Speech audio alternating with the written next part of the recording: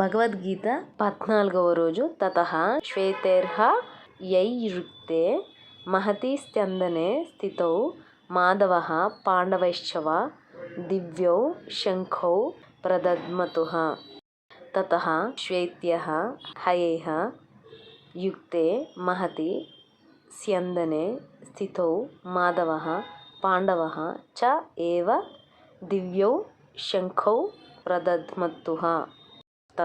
తరువాత శ్వేతైః తెల్లని, హయైః గుర్రములతో యుక్తే కూడిన, మహతి ఉత్తమమైన, స్యందనే రథమునందు, స్థితౌ కూర్చొని యున్నట్టి, మాధవః శ్రీకృష్ణ భగవానుడు, పాండవః అర్జునుడు, చ మరియు ఏవ కూడా, దివ్యౌ దివ్యములగు, శంఖౌ శంఖములను, ప్రదద్మతుః పూరించిరి.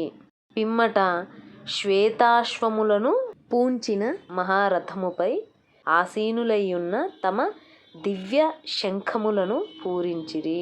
12 and 13 శ్లోకంలో కౌరవుల సైడు వార్కు రెడీ అని సౌండ్తో సిగ్నల్ ఇచ్చిన తర్వాత వైట్ హార్స్ ఉన్న చారియట్ మీద కూర్చొనున్న శ్రీకృష్ణ భగవానుడు, లార్డ్ శ్రీకృష్ణ మరియు అర్జునుడు కూడా దివ్యములగు అంటే మంచివి శంఖములను పూరించి అంటే ఊది మేము సిద్ధమే అని సిగ్నల్ ఇచ్చారు అని ధృతరాష్ట్రుడికి సంజయుడు చెబుతున్నాడు.